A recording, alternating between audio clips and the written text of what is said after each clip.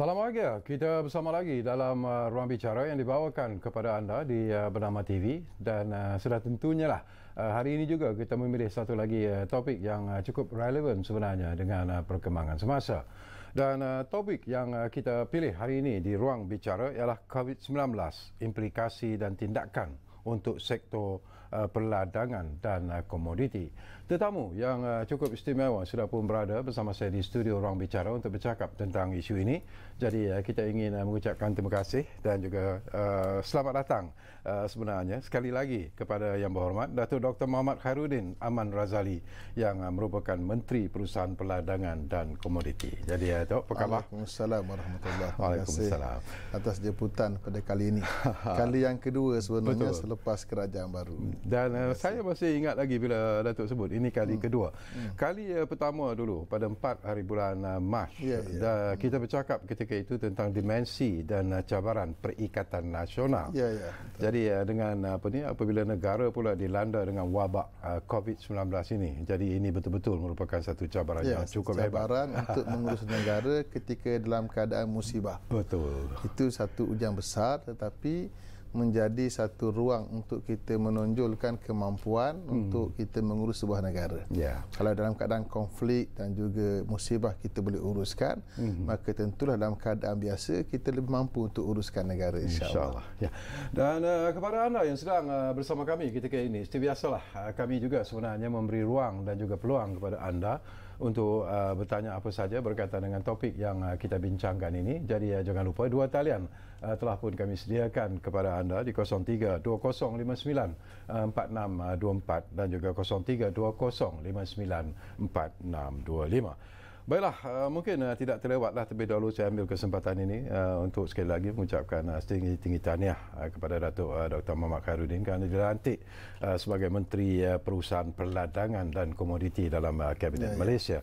Tapi ramai juga mungkin yang ingin mengetahui sebenarnya fungsi dan juga peranan yang dimainkan oleh Kementerian Perusahaan Perdagangan dan Komoditi. Bismillahirrahmanirrahim. Alhamdulillah wassalatu wassalamu ala Rasulillah.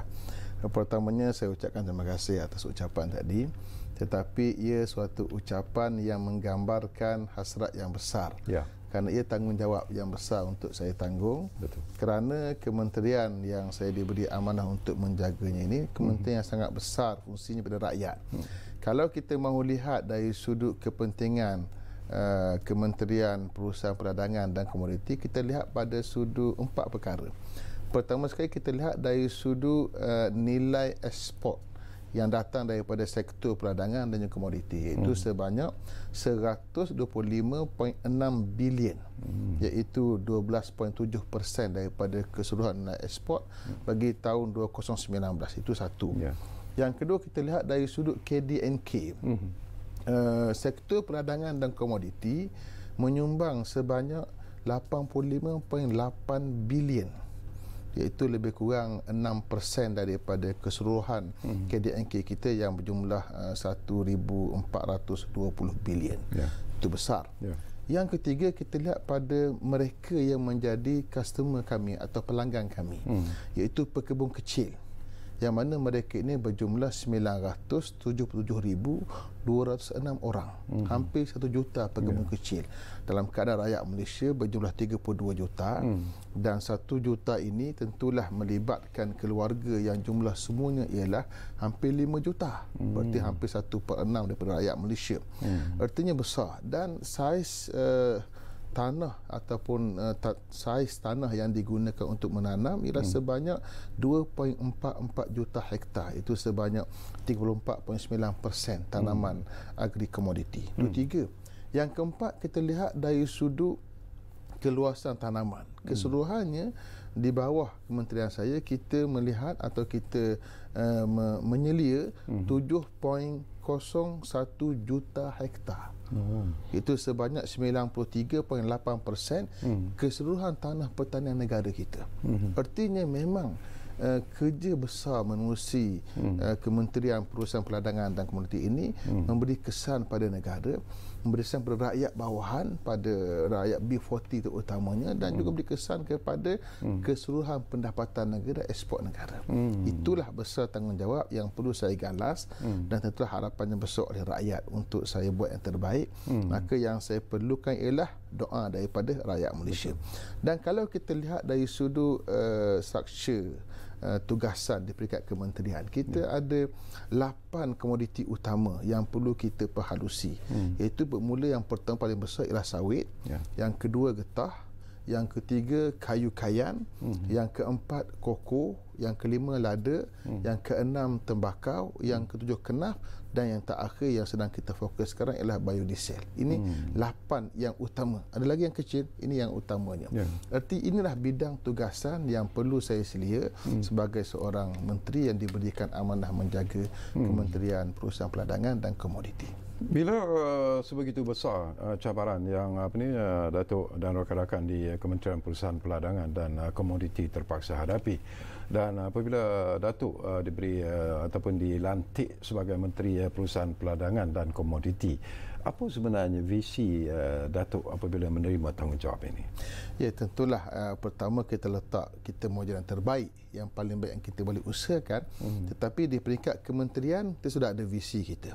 Visi peringkat kementerian ialah untuk Malaysia menjadi peneraju pasaran global bagi industri peladangan dan juga komoditi, dengan cara kita membawanya dalam bentuk yang mampan, dalam bentuk yang tidak yang mesra alam, dalam bentuk yang tidak mencemar alam. Itu yang kita bawa sebagai visi kita. Dan untuk mencapai visi inilah, misi yang kita letakkan ialah untuk kita menjadi satu negara yang bergerak ke arah pembangunan industri secara lestari. Itu yang kita harapkan, menerusi daya saing global. Jadi kata kunci kita ialah pertama daya saing, yang kedua ialah dari sudut lestari. Ini yang kita fokus insya-Allah. Dan kita yakin kita boleh buat. Bila Datuk sebut tentang daya saing, kita tahu lately lah, kebelakangan ini banyak tekanan sebenarnya yang diberikan oleh negara-negara luar terutamanya. Kita lihat macam EU misalnya, mereka cuba memboikot minyak sawit kita. Apakah semua ini Datuk lihat sebagai satu cabaran? Saya menganggap ia sebagai cabaran. Itu yang saya katakan, misi kita tadi untuk daya saing global. Global tentunya bukan hanya Malaysia, melibatkan antarabangsa, dan tentulah antarabangsanya ialah negara seperti Europe, negara Eropah. Ini suatu pasaran yang sangat besar sebenarnya, tapi cabaran sangat besar. Itu kita di peringkat sawit sebagai contoh, kita berhadapan dengan satu kempen daripada EU untuk downgrade kita punya minyak kelapa sawit sebagai satu saingan pada minyak yang lain, minyak serai yang lain, soya dan sebagainya. Maka dikala kita berhadapan dengan cabaran itu, pertama kita balik fokus apa kekuatan yang kita ada. Kekuatan yang kita ada ialah bahawa industri minyak kelapa sawit atau kelapa sawit ini bukan industri baru bagi negara kita Malaysia, yang berusia 100 tahun. Usia yang panjang, hampir 100 tahun. Itu usia kita. Dan kita mempunyai kekuatan dari sudut lembaga yang membina ataupun lembaga yang membuat kajian penyelidikan untuk membangunkan industri ini. Menerusi lembaga minyak sawit Malaysia, MPOB, yang sentiasa ke hadapan untuk mengemukakan pelbagai penyelidikan yang baru sebagai suatu benda yang boleh kita kemukakan kepada peringkat antarabangsa. Termasuklah saya sebut dalam beberapa siri pertemuan saya dengan media, termasuk juga dalam interview saya menyatakan bahawa minyak sawit kita adalah anugerah Allah Subhanahu Wa Taala untuk umat dalam negara yang namanya Malaysia. Kalau ia satu anugerah Allah Subhanahu Wa Taala, yang tinggal lagi bagaimana kita mengemukakan kepada dunia bahawa ini adalah anugerah Allah, bahawa minyak sawit kita minyak yang sangat baik untuk kesihatan, yang sangat baik untuk dunia, yang akan kita usahakan secara mampan, yang mesra alam, dan ia memberi kebaikan kepada dunia. Itu yang kita kena bawa. Jadi bila kita berhadapan dengan cabaran kempen itu, maka bagi saya ia sebagai satu cabaran yang kita kena sahut, dan kita kena bersikap berunding dengan mereka. Kalau mereka kempen kita, kempen untuk downgrade kita, kita balas balik dengan kajian akademik kita. Mana perbincangan di peringkat akademik, peringkat universiti, peringkat seminar-seminar antarabangsa, itu sebagai cara kita berinteraksi secara akademik. Supaya kita tidak ambil konsep bertembung, konsep konfrontasi. Kita ambil konsep kita berbincang, diplomasi, mengemukakan pandangan kita, itu satu. Dan masa yang sama, kita juga tidak fokus pada mereka yang cuba untuk downgrade kita, tapi kita akan buka lagi ruang-ruang baru berbincang dengan orang lain, dengan negara lain, dengan kawasan lain pula. Seperti saya letakkan bahawa kita akan luaskan lagi pasaran sawit sebagai contohlah. Kita luaskan pasaran kita ke peringkat Timur Tengah, kita luaskan di peringkat Afrika. Ini kita akan perluaskan lagi. Bagi saya cabaran EU itu cabaran, tetapi cabaran yang besar juga ialah untuk membesarkan, memperluaskan saiz pasaran kita. Baik, kita bercakap tentang cabaran. Tadi pun Datuk sentuh tentang cabaran di pasaran global. Tetapi sekarang ini timbul pula satu lagi cabaran yang ialah meresahkan kita sebenarnya, iaitu apabila negara kita dilanda oleh wabak COVID-19 ini. Jadi COVID-19 ini bukan hanya musibah untuk negara kita, musibah untuk dunia. Tetapi sebagai seorang yang beriman kepada Allah Subhanahu Wa Taala, kita melihat musibah di sebaliknya pasti ada kebaikan yang akan datang. Kita yakin selepas berakhir COVID-19 akan berlaku suatu keadaan baru, fenomena ekonomi yang baru, fenomena sosial yang baik yang baru, yang barangkali dia akan menjadikan kita lebih kuat, lebih gagah, lebih berdaya saing dan lebih maju ke hadapan dengan inovasi yang baru. Itu keyakinan saya. Tetapi tinggal lagi bagaimana kita berinteraksi dengan COVID-19 yang sedang melanda sekarang. Maka bagi pihak Kementerian Perusahaan Perdagangan dan Komoditi, bila mana datang satu arahan PKP, kawalan dari sudut pergerakan, maka yang pertama kita rundingkan ialah sejauh mana perusahaan perdagangan dan komoditi perlu diberi pengecualian dan kelonggaran untuk mereka beroperasi.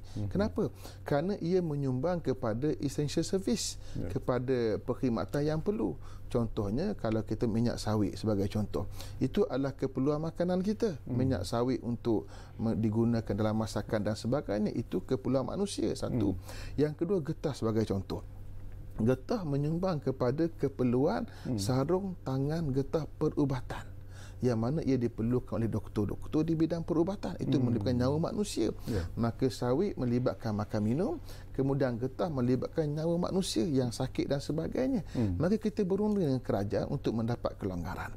Kemudian kita ada juga kayu kayan, yang mana mereka ada kontrak ekspor di peringkat antarabangsa, yang kalau tertangguh kerja kita untuk membekalkan apa yang telah ditetapkan oleh kontrak, maka tentulah akan berlaku keadaan kesan pada ekonomi dan juga kesan pada syarikat. Dan kita berunding kerajaan pula untuk memperluaskan kelonggaran itu kepada bidang kayu kayan. Jadi apa yang kita buat di peringkat perdagangan, perusahaan perdagangan dan komoditi ialah mendapatkan pengecualian untuk beroperasi bagi sektor sawit, sektor getah dan juga sektor kayu kayan, dan satu lagi di sektor koko. Apakah pengecualian itu dibenarkan Alhamdulillah, atau daripada diberikan? awal lagi bila kita berunding dan saya bawa paper dalam kabinet, maka kita dibenarkan untuk beroperasi, tapi dengan syarat-syaratnya. Sebab itu saya gunakan istilah kelonggaran. Kelonggaran ni maknanya dia ada syarat-syarat dia. Kalau dalam kaedah Islam dia kata ad-darurat tuqaddar ad-darurat atau qadar biqadariha. Maknanya darurat ni bila dia berlaku, dia ada qadar yang perlu kita lihat. Jadi bila kita beri kelonggaran, pertama sekali kita buat syarat, mesti minimalkan dari sudut tenaga kerja sehingga 50%. Yang pertama. Sebab kalau kita buka 100%, berarti PKP yang kita rancang tidak akan berjalan dengan baik. Mesti ada kaedah dia. Kita ambil 50%, itu satu. Yang kedua pula dari sudut SOP keselamatan dia. Mesti kita jaga supaya tidak berlaku perebakan wabak COVID-19 ini dalam kawasan ladang dan juga kawasan penghilangan. Jadi kita syaratkan antaranya di awal pagi dia ambil suhu bagi memastikan bahawa pekerja-pekerja ini tidak demam dan sebagainya. Satu. Yang kedua, menggunakan kaedah penjarakan sosial 1 meter, tapi di peringkat ladang tidak ada masalah kerana masing-masing bila mereka menoreh getah ke, mereka tuai sawit ke, dah ada jarak yang sangat jauh. Tapi di peringkat penghilangan itu penting, ada penjarakan sosial. Tapi sememangnya kilang-kilang ini memang telah mengamalkan SOP keselamatan yang ketat sebenarnya, maka tidak ada masalah daripada kita. Kemudian juga kita gunakan hand sanitizer untuk mencuci, membersihkan tangan. Ini semua SOP yang kita pastikan ia berjalan. Sebab itulah saya sendiri sebagai menteri bertanggungjawab, bila kita beri kelonggaran bersyarat tadi, saya sendiri turun padang untuk melihat dari sudut di lapangannya, adakah benar berlaku apa yang kita harapkan. Maka saya turun, contohnya saya turun di kawasan Felda Belara, di kawasan Parlimen saya sendiri, untuk mengesahkan bahawa sememangnya di peringkat ladang sawit mereka ini mengikut SOP yang kita arahkan. Kemudian saya juga pergi ke satu lagi kilang memproses sawit, iaitu di Sungai Tong milik TDM. Juga saya dapatkan kepastian bahawa di peringkat proses sawit selepas dituai dibawa ke kilang untuk diproses juga ikut SOP. Sebagai contoh di TDM ini yang kita laksanakan di TDM di Sungai Tong, caranya ialah kita buat giliran bekerja. Kalau hari ini satu kelompok, besoknya kelompok lain pula. Contoh di TDM mereka ada 100 orang pekerja, 30% mereka adalah yang berada di luar daripada kawasan penghilangan, yang ni tak dibenarkan bekerja, berehat kat rumah, tapi mereka diberikan gaji. Tinggal lagi 70 orang yang ada rumah di kawasan ladang, mereka dibuat 2 shift. Satu hari satu shift, satu hari lagi shift yang lain, maka mereka tidak akan bertembung. 35 orang pun dibuat penjarakan sosial. Diambil suhu bukan hanya melibatkan mereka, suhu melibatkan mereka dan ahli keluarga mereka setiap hari, dan tak dibenarkan orang luar masuk di kawasan ladang. Maknanya kalau itu yang mereka jaga, ladang mereka jaga tak bagi orang masuk, kilang mereka jaga tak bagi orang luar masuk, maka tidak akan adalah ruang untuk pesakit yang positif COVID-19 datang ke tempat ladang atau di tempat kilang. Itu kita berjaya pastikan ia berlaku. Saya tertarik hati bila Datuk memberikan contoh-contoh apa tindakan yang telah pun diambil oleh pihak Datuk sendirilah dalam usaha untuk memenuhi kehendak PKP. Tetapi dari segi production, dari segi pengeluarannya, dari segi pendapatannya, apakah ianya terjejas ataupun tidak? Pertama sekali, bila kita isytiharkan PKP, kita punya komitmen bagi kerajaan ialah memastikan bahawa keperluan tempatan itu dapat kita pastikan dan kita penuhi. Sebab itulah kita katakan dengan 50% tenaga kerja tadi di peringkat ladang, di peringkat kilang, itu telah cukup untuk menjamin keperluan di peringkat negara kita, di peringkat tempatan bagi sawit. Tetapi bila melibatkan getah, dia agak berbeza. Getah ini, mereka ini di peringkat getah kita, Malaysia merupakan negara yang pengeluar utama kepada sarung tangan getah perubatan. Perubatan itu penting. Kita menyumbang kepada 65% daripada keperluan dunia. Kalau kita ambil contoh untuk tahun 2020, dijangka keperluannya adalah sebanyak 330 bilion unit. Malaysia dijangka membekalkan 220 bilion unit. Berarti 65% daripada keseluruhan dengan nilainya ialah ada 22 bilion. Kalau kita gagal untuk membekalkan perkara ini dengan hanya 50% production sebagai contoh, maka tentulah kesannya bersebar dunia. Kerana apa yang kita perlu ialah kita boleh bekalkan sarung tangan getah perubatan untuk keperluan manusia di peringkat perubatan melibatkan nyawa. Maka sebab itulah kita berusaha dengan kerajaan, dan terkini kita telah berjaya mendapat kelulusan kerajaan untuk di peringkat getah mereka beroperasi 100%. Kalau begitulah situasi yang Datuk sebut, dari segi harga getah itu sendiri, price ialah banyak yang komplain kejatuhan harga getah di pasaran. Bagus soalan ini sebenarnya. Jadi apakah itu membantu sebenarnya? Pertama, saya mau beri satu pendidikan kepada rakyat untuk faham bahawa harga getah bukan di bawah bidang kuasa kita menentukannya. Dia adalah pasaran global yang akan menentukan berapa nilai pada setiap hari. Sebab itulah saya sendiri mengambil inisiatif. Setiap hari saya akan masukkan dalam Facebook saya apa harga terkini harga purata untuk hari ini sama ada melibatkan getah atau melibatkan sawit.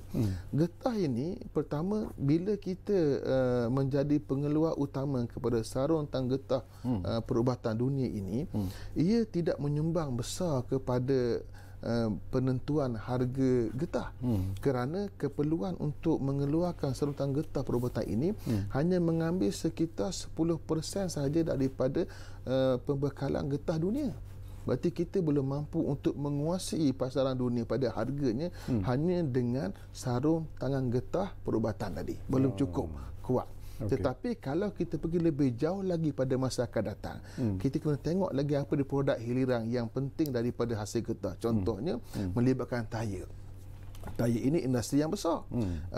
Kalau kita getah kita ini menyumbang besar kepada keperluan tayar dunia, maka tentulah hasilan getah kita boleh menyumbang. Tapi kita kena ingat, hari ini Malaysia berada pada kedudukan nombor 7 pada pengeluaran getah dunia. Kita nombor 7 sekarang. Kerana banyak faktor melibatkan peladangan sendiri yang semakin kecil orang yang mau terlibat dengannya, dan juga pelbagai faktor yang lain. Ini kita kena tengok. Sebab itu saya katakan bahawa di peringkat dunia ada harga yang global dan kita terikat dengan harga itu.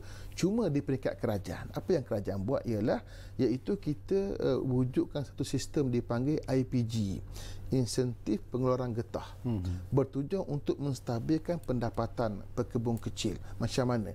Kalau harga getah berada di bawah harga RM2.50, itu harga getah skrap, di bawah RM2.50, maka automatik akan diaktifkan IPG ini, insentif pengeluaran getah tadi. Diaktifkan pada harga RM2.50. Contoh sekarang harga hari ini RM1.55 satu kg. Maka automatik harga yang patut diaktifkan ialah RM2.50. Macam mana? Mereka beli dengan harga, mereka jual dengan harga RM1.50 di peringkat ladang dengan peraih mereka. Jadi mereka boleh mohon dengan kerajaan dengan sistem yang ada untuk dibayar lagi baki bayaran. Kalau RM1.50, maknanya kerajaan akan bayar RM1 sebagai sumbangan daripada kerajaan. Itu yang kita boleh buat sekarang. Cuma yang sedang saya kaji sebagai menteri yang baru ialah bagaimana cara untuk kita memastikan bahawa IPG ini dapat dimanfaatkan sepenuhnya oleh pekebun kecil kita. Kerana apa yang berlaku pada hari ini ialah klaim atau tuntutan bagi IPG ini hanya sekitar dalam 10 hingga 20% sahaja yang klaim. Kerana orang-orang kampung ini mereka kadang-kadang tidak ambil berat sangat cara klaim, dan mungkin ada pelbagai faktor menjadikan mereka tidak berusaha semaksimalnya. Maka kerja saya ialah pastikan mereka dapat klaim semaksimal dengan cara memudahkan kaedah IPG.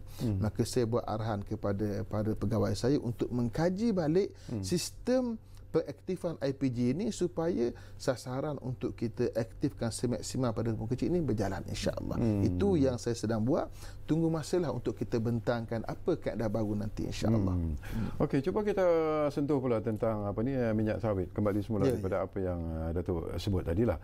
Saya tertarik hati sebenarnya tu kenyataan yang dikeluarkan oleh Ketua Pengarah Lembaga Minyak Sawit Malaysia, Dr. Ahmad Parvez Gulam Kadir, yang berkata bahawa minyak sawit bukan sekadar boleh membersihkan tangan dan pakaian, tetapi juga membunuh virus COVID-19 ini. Ini sebenarnya satu kenyataan menarik daripada Dr. Ahmad Parvez Gulam, itu Ketua Pengarah bagi Lembaga Minyak Sawit Malaysia. Pertama, saya nak bagi satu kefahaman rakyat. Apa dia fungsi Lembaga Minyak Sawit Malaysia? Fungsinya ialah menentukan dasar dan juga strategi bagi kita membangunkan kelapa sawit Malaysia. Itu kerja sangat besar. Dan untuk kerja inilah mereka membanyakkan penyelidikan hingga akhirnya mereka mampu untuk mengeluarkan pelbagai inovasi baru hingga boleh melahirkan pelbagai produk hiliran daripada hasilan minyak sawit tadi. Berarti minyak sawit bukan hanya untuk diambil minyaknya dibuat masak, tidak, tapi ada produk hiliran yang lain, terutamanya melibatkan kosmetik, melibatkan bahan-bahan pencuci dan sebagainya. Maka itu yang dibuat di peringkat MPOA MPOB di peringkat lembaga tadi. Maka hasil kajian itulah antaranya menurut kajian yang dibuat oleh Dr. Ahmad Parvez Ghulam, Ketua Pengarah Lembaga Minyak Sawit Malaysia ini, ialah ia juga boleh membantu untuk membunuh virus COVID-19. Bunuh macam mana? Kita hari ini kita basuh tangan menggunakan hand sanitizer. Alat atau bahan pencuci yang berasaskan minyak sawit ini juga mampu untuk membunuh virus menggunakan pencuci tadi. Itu yang terkini yang dilaporkan oleh Dr. Mak Farwez. Berarti inilah suatu benda baru sebagai sumbangan daripada MPOB kepada rakyat Malaysia, bukan rakyat Malaysia, pada dunia sebenarnya. Maka di situlah kita lihat, kalau tadi kita bincang isu serangan atau lobby di peringkat Eropah terhadap minyak sawit kita, inilah peluang kita mengemukakan bahawa ini antara kelebihan. Dan saya suka menarik perhatian bahawa Duta Amerika Syarikat ke Malaysia dalam satu Twitter beliau menyebut tentang bahawa Malaysia menjadi penyumbang besar kepada dunia menerusi getah sebagai contoh, menerusi sarutan getah kita lah. Berarti kita boleh menyumbang untuk dunia sebenarnya, bukan hanya menerusi getah, juga menerusi sawit.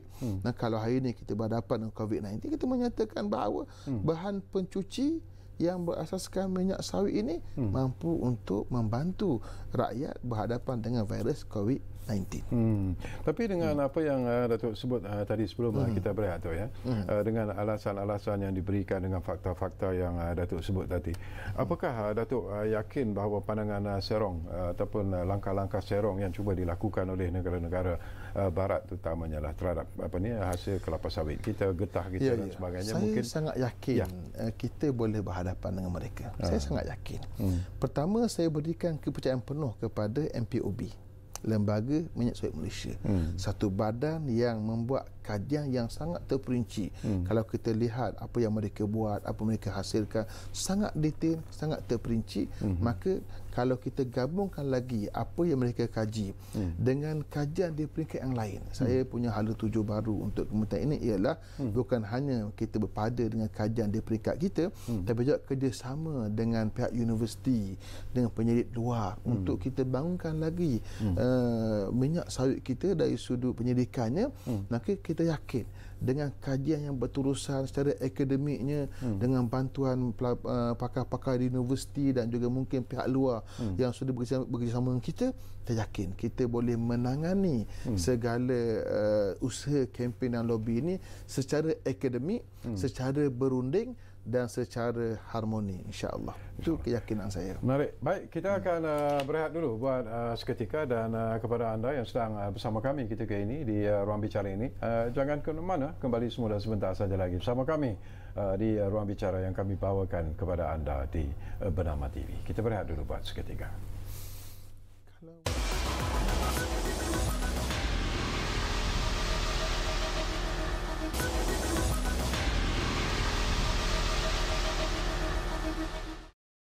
Dia lebih pada konten. Baiklah, terima kasih banyak-banyak kerana anda masih lagi bersama kami di Ruang Bicara ini. Kita masih lagi bercakap tentang COVID-19, implikasi dan tindakan untuk sektor perdagangan dan komoditi, dan tentunya lah kita masih lagi bersama dengan tetamu yang cukup istimewa yang berhormat Datuk Dr. Muhammad Khairuddin Aman Razali, iaitu Menteri Perusahaan Perdagangan dan Komoditi.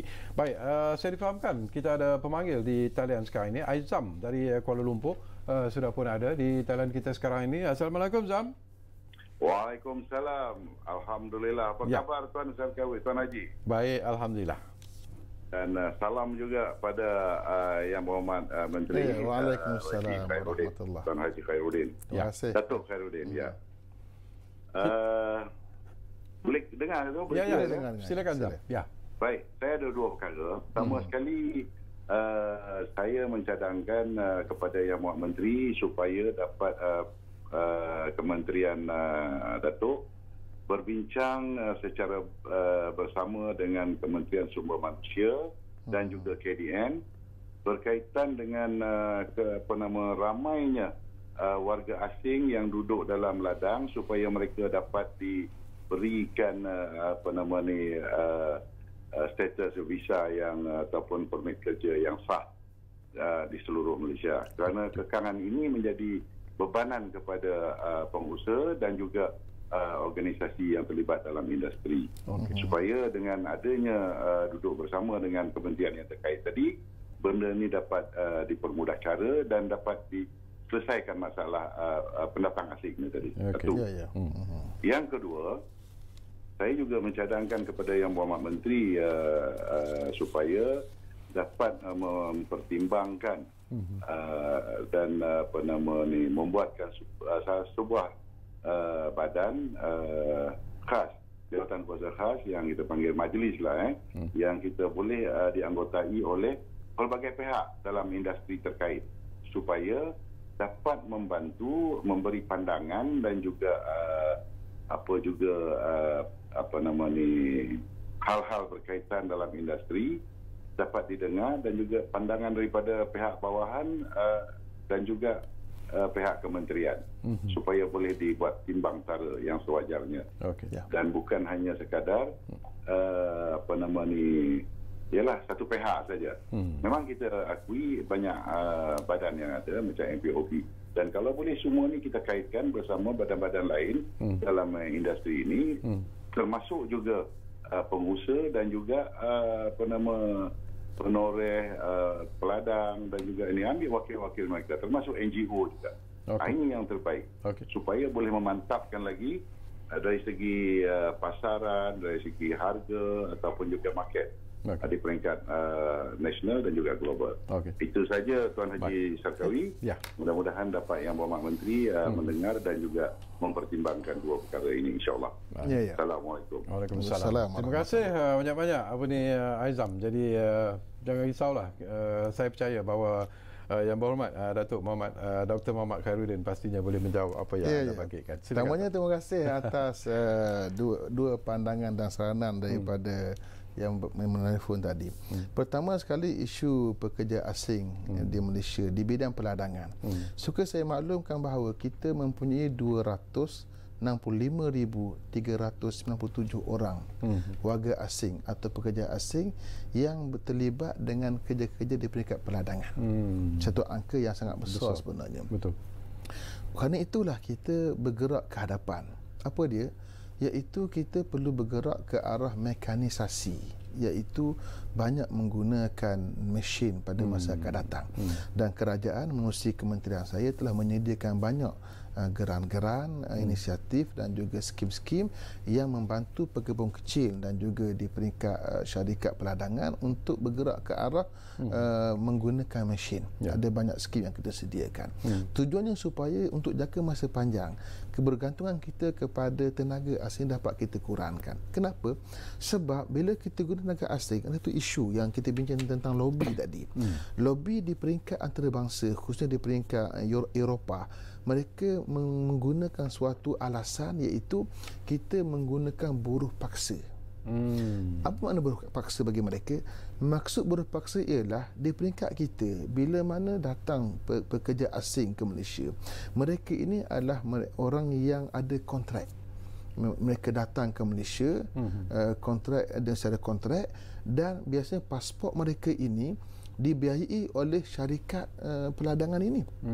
Bila mereka masuk ke Malaysia, mereka ada kontrak 2 tahun dan mereka berada di peringkat ladang.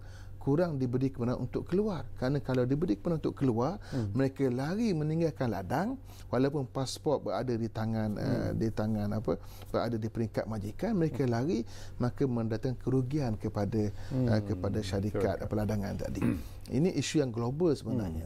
Maka isunya bila mana mereka tak dibenarkan keluar, dikawal dan dijaga oleh syarikat peladangan, maka dikatakan itu sebagai buruh paksa. Sedangkan itu satu sistem pengurusan di peringkat kontrak. Okey, itu isu dia. Maka kalau kita berhadapan isu ini, antaranya kita kena lobby pada mereka hakikat sebenar yang berlaku, dan kita gambarkan bagaimana kebajikan mereka ini dijaga oleh para majikan. Satu. Yang kedua, jangka masa panjang kita perlu kurangkan kebergantungan kepada buruh seumpama ini, iaitu dengan banyakkan penggunaan mesin tadi. Berarti memang kita berusaha ke arah itu. Adapun isu berkaitan visa, kalau yang dimaksudkan oleh saudara Manggil tadi ialah mereka yang tak ada permit kerja itu kesalahan. Mana boleh satu syarikat peladangan mengambil satu orang yang menjadi buruh tanpa mendapat permit kerja yang sah. Tapi kalau isu ialah tamat tempoh kerja dan memerlukan penambahan lagi, itu isu yang lain lah. Maka bagi saya peringatkan bahawa jangan ada di peringkat peladangan menggunakan buruh yang mereka tak ada permit kerja, kerana kita menyumbang kepada perlakuan yang salah di peringkat negara kita sendiri. Adapun yang saya rasa perlu dijaga ialah maksimalkan kebajikan untuk buruh-buruh daripada warga asing ini, kerana isu kebajikan adalah isu global, milik semua orang, tak kira siapalah, selagi dia adalah pekerja kita. Islam mengajar kita bahawa mereka macam saudara kita juga, mesti dijaga. Maka apa yang saya akan lihat selepas ini ialah untuk pastikan bahawa semua di peringkat peladangan menjaga kebajikan yang semaksimalnya kepada buruh-buruh asing tadi. Okey, persoalan yang ataupun isu yang anda dapatkan pandangan Datuk jugalah. Ini kurang daripada kenyataan yang dikeluarkan oleh Yang Amat Berhormat Ketua Menteri Sabah baru-baru ini, iaitu menghentikan operasi peladangan di Sabah disebabkan oleh COVID-19 ini. Jadi apa tindakan ataupun respon daripada kementerian sendiri berkaitan bila berlaku PKP ini, kemudian kita beri kelonggaran kepada syarikat peladangan sawit dan getah untuk beroperasi, kemudian berlaku di peringkat Sabah, iaitu arahan untuk ditutup ladang dan juga kilang di 3 daerah. Itu di Lahad Datu, di Tawau dan juga di Kinabatangan. Maka bila tidak dibenarkan beroperasi, maka persatuan yang melibatkan syarikat-syarikat peladangan ini, MPOA, mereka berunding dengan saya dan mengajak untuk kita bincang dengan kerajaan Sabah. Maka saya sebagai menteri, saya hantar surat kepada Yang Amat Berhormat Ketua Menteri menceritakan harapan daripada sektor peladangan ini, dan juga kita bincang di peringkat kabinet isu ini untuk memastikan bahawa bukan semua syarikat atau bukan semua ladang diarahkan tutup, kerana puncanya ialah kerana ada 2 kes yang positif COVID yang datang dari kluster tabligh. Mereka pulang ke Sabah dan mereka bekerja di ladang. Mereka ini yang menjadi punca kepada COVID-19 boleh tersebar. Maka dengan sebab itu Yang Amat Berhormat Ketua Menteri mengarahkan untuk ladang ditutup. Cuma isu ini lah ditutup semua ladang di kawasan sekitar tiga daerah. Kemudian terkini pula arahan penutupan itu melibatkan 3 lagi daerah, menyebabkan semua daerah yang tak dibenarkan untuk beroperasi sama ada ladang ataupun kilang ialah sebanyak 6 daerah. Kesannya ialah ia melibatkan jumlah yang besar daripada ladang, iaitu melibatkan hampir 75% daripada keseluruhan peladangan di peringkat negeri Sabah, dan berkesan kepada 100,000 orang pekerja di bidang peladangan dan di bidang penghilangan minyak. Maka dengan sebab itulah saya masih lagi mewakili sektor peladangan, masih lagi berunding dengan Ketua Menteri untuk mereka berikan kelonggaran. Dan kita faham apa kekangan mereka. Tentulah kerana nak menghalang penyebaran wabak COVID-19 itu kita faham apa hasrat mereka. Cuma di pihak kami kita menyatakan bahawa berdasarkan pengalaman kami di Semenanjung, tak ada satu kes pun positif COVID-19 daripada awal berlaku kes ini, daripada awal berlaku PKP. Kenapa? Kerana kita di peringkat ladang, di peringkat kilang mengamalkan satu SOP yang sangat ketat. Saya sebutkan di awal tadi. Jadi kita beri keyakinan kepada kerajaan Sabah bahawa sekiranya diberi kelonggaran untuk beroperasi, selain daripada ladang yang telah terbabit, satu ladang yang positif tadi, kita beri jaminan bahawa tidak akan berlaku perebakan COVID-19 kawasan mereka. Bahkan sebenarnya bila kita benarkan beroperasi, dia menguntungkan kerajaan Sabah. Macam mana? Kerana sebahagian daripada pekerja di peringkat ladang, termasuk di peringkat kilang, adalah warga asing. Mereka tinggal di dom mereka. Jika kita biarkan mereka di dom mereka dalam keadaan tidak ada kerja, maka macam-macam boleh berlaku. Kalau kita biarkan mereka bekerja ikut SOP kita, ada penjagaan sosial dan sebagainya, dia memberi suatu kerja pada mereka untuk bergerak dalam ruang lingkup ladang mereka sahaja, ruang lingkup kilang mereka sahaja. Dia tidak akan beri kesan pada rakyat di luar sana. Itulah harapan saya. Maka saya sendiri di peringkat kementerian sedang menulis surat kedua untuk membuat rayuan kepada Ketua Menteri Sabah, dan mungkin besok atau lusa saya akan hantar surat tersebut bagi mewakili sektor peladangan. Baik, cuba kita lihat kepada satu lagi isu ini pun menjadi perbincangan sebenarnya.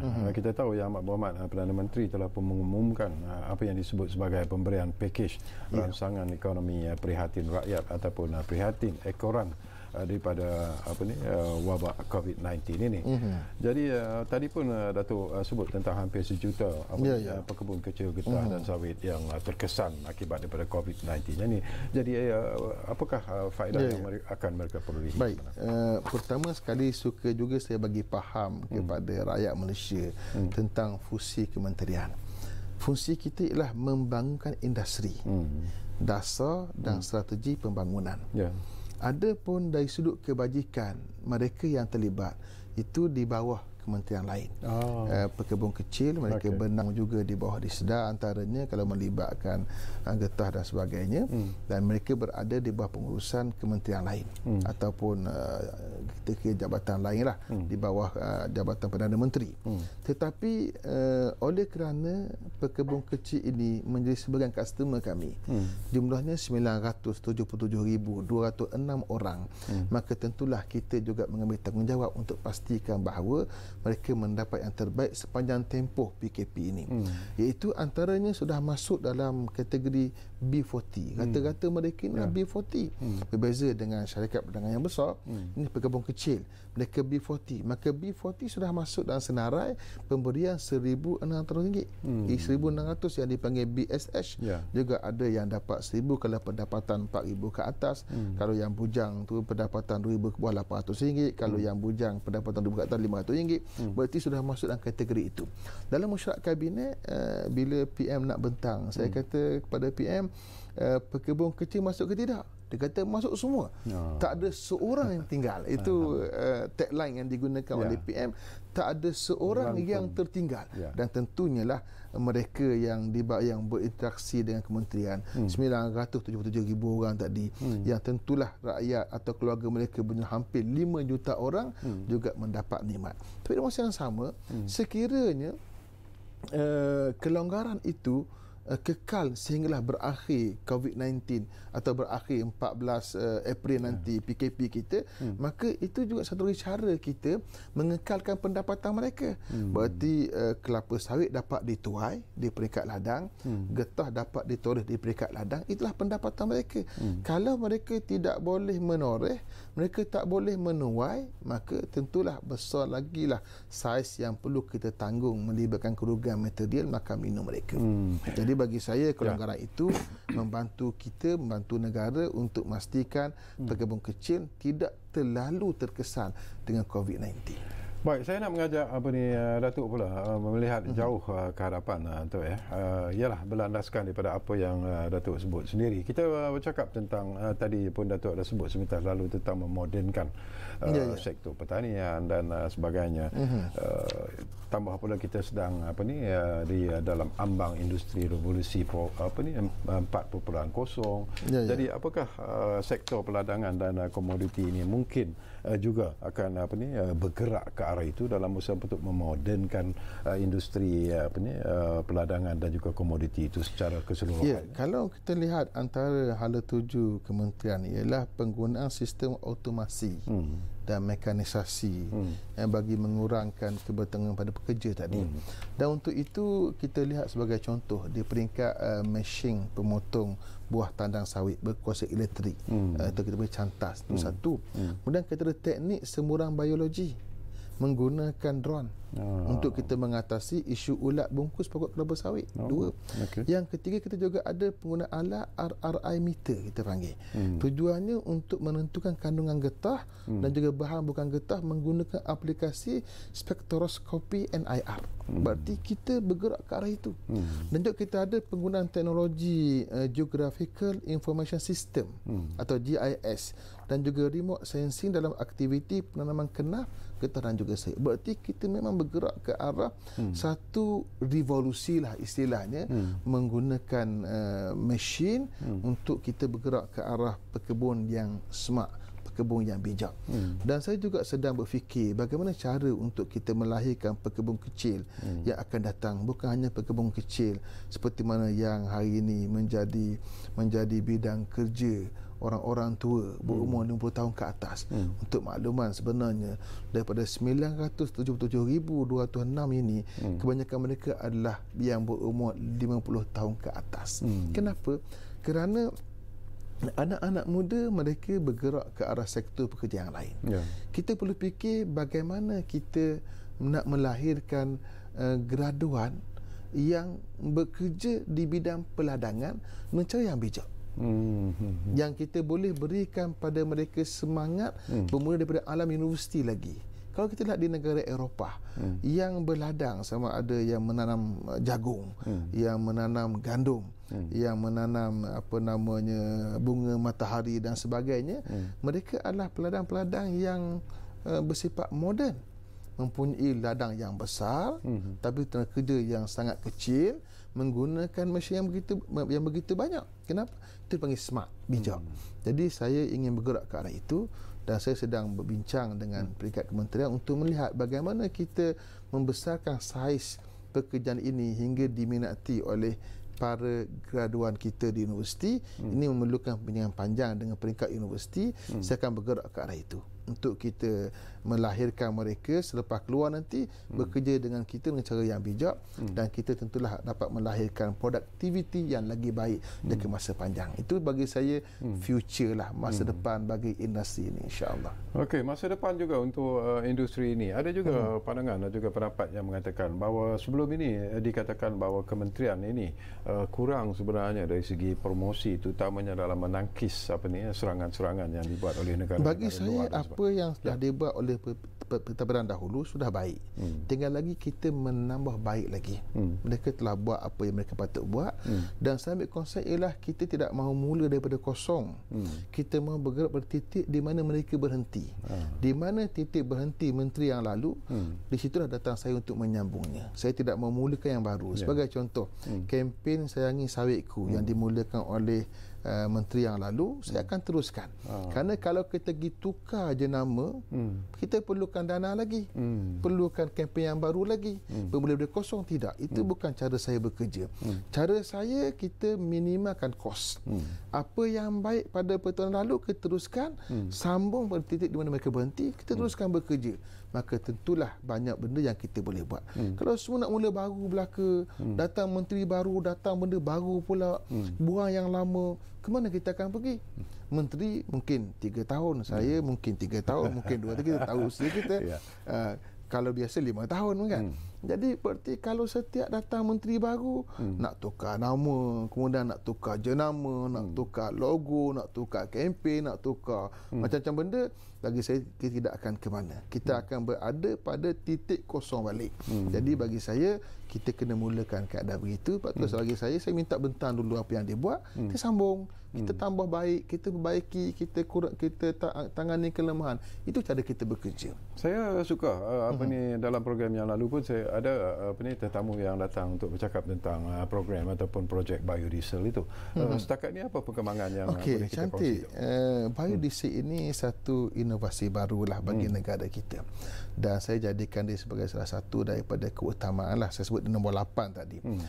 Ini suatu benda yang boleh kita banggakan. Bagaimana kita kemukakan pada dunia menerusi gabung jaling antara minyak sawit kita dengan minyak daripada sumber lautan kita itu, akhirnya melahirkan satu minyak baru yang dipanggil biodiesel tadi.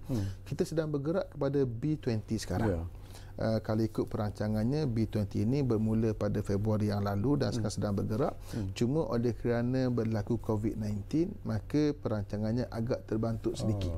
Dan semalam pun salah seorang daripada yang terberindustri ini iaitu wakil daripada Petronas, Datuk Syed Zainal datang bertemu dengan saya bentangkan apa perancangan yang sedang dibuat dan apa yang kedepannya bila mana kita berhadapan dengan COVID-19. Akan berlakulah sedikit perubahan pada timeline pada masa persiapan kerja kita.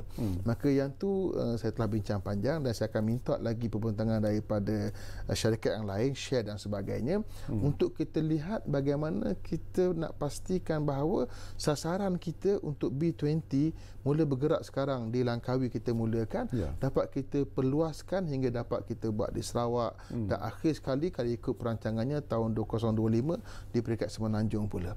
Jadi usaha sedang berjalan, cuma COVID-19 menjadi sedikit cabaran untuk kita dan saya perlu tengok balik, adjust balik apa yang patut kita buat bagi biodiesel ini. Tapi dia tetap suatu inovasi baru yang kita kemukakan pada dunia. Tapi telah pun dilancarkan sebenarnya di Langkawi.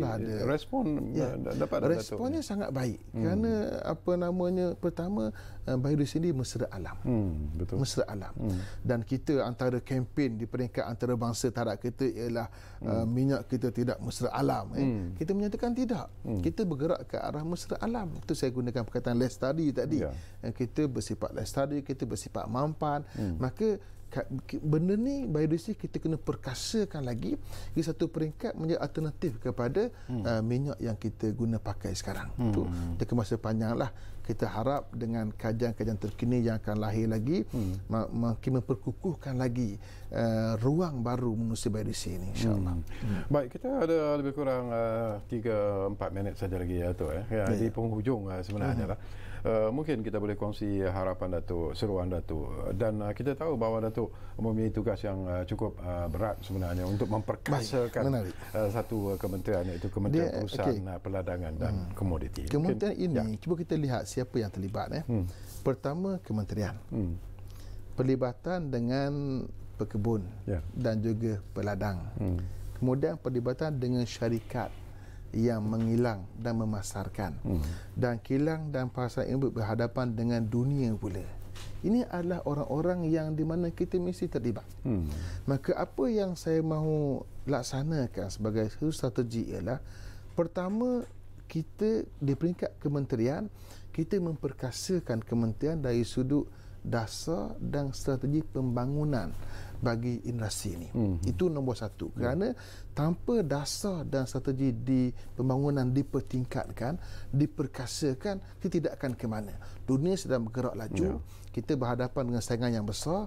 Saya sebutkan tadi antara misi kita ialah daya saing global. Maka kita kena bergerak pantas untuk kita selangkah ke hadapan berbanding dunia lain. Kerana memang sawit ini kita antara negara yang terbesar di samping Indonesia dan juga Thailand. Maka tentulah kita kena ke hadapan dalam perkara ini. Satu, perkasakan dasar dan strategi pembangunan di peringkat kementerian melalui pelbagai lembaga yang kita ada. Yang kedua, memperkasakan pekebun kecil. Saya di peringkat ladang yang besar, kita tahu mereka bersistem, tapi pekebun kecil kita perlu berikan perhatian hingga mereka melihat bahawa industri ini satu industri yang mempunyai suatu masa depan yang sangat baik dari sudut pendapatan mereka, yang tidak perlu hanya bergantung pada kerajaan untuk mengaktifkan IPG atau memerlukan geran dan sebagainya, tapi mereka melihat ini future yang masa depan yang sangat besar. Itu kerja besar melibatkan kementerian dengan customer kami di peringkat pekebun kecil dan juga di peringkat ladang. Yang ketiga, di peringkat pengilangan proses dan juga syarikat pemasaran. Kita perlu perkasakan modal kerja mereka. Kalau sudah ada modal kerja mereka, dibesarkan lagi hingga mereka boleh bergerak begitu laju dan jauh untuk pergi ke pasaran antarabangsa. Kemudian di peringkat antarabangsa, promosilah. Kita di bawah kementerian kita ada, sebagai contoh, kita ada MAGMA, satu majlis khusus untuk membincangkan promosi ekspor getah dunia. Berarti kita bincang peringkat dunia. Kita ada MPOC, Malaysian Palm Oil Council, yang juga bertugas untuk kita promo keluar di samping MPOB yang kita ada. Bererti pasaran luar kita kena tangani dengan pelbagai delegasi di peringkat internasional untuk kita berhubung dengan pelbagai negara yang ada, menerusi bukan hanya kementerian kami, juga dengan kerjasama kementerian luar negeri dan sebagainya, dengan MITI dan sebagainya. Libat urus itu mesti melibatkan banyak kementerian untuk kita pastikan di peringkat antarabangsa kita berjaya bawa semua peladangan dan komoditi kita ini ke peringkat antarabangsa. Baik, terima kasih banyak-banyak kepada Yang Berhormat Datuk Dr. Muhammad Khairuddin Aman Razali, Menteri Perusahaan Peladangan dan Komoditi, kerana sudi bersama kita di ruang bicara ini, dan insya-Allah saya seperti biasalah cukup selesa apabila dapat bersama dengan Datuk, dan kita mengharapkan mungkin di lain-lain masa yang terdekat ini kita duduk lagi Datuk di ruang bicara ini, dan daripada apa yang Datuk sebut, memanglah ianya kelihatan satu cita-cita yang cukup besar sebenarnya, satu cabaran yang cukup besar, boleh kita katakan satu semangat yang cukup ambitious sebenarnya untuk mencapai apa yang ingin dicapai melalui Kementerian Perusahaan Peladangan dan Komoditi. Tapi saya percaya dengan sokongan daripada semua pihak, apa yang diharapkan, apa yang dicita-citakan oleh Datuk Dr. Muhammad Khairuddin ini sudah pastilah ianya boleh dijadikan sebagai kenyataan. Jadi terima kasih kepada semua yang menonton kami di ruang bicara ini, dan insya-Allah seperti apa yang kami janjikan selalu, ruang bicara akan terus berbicara bersama anda dari masa ke semasa. Kita jumpa lagi. Assalamualaikum.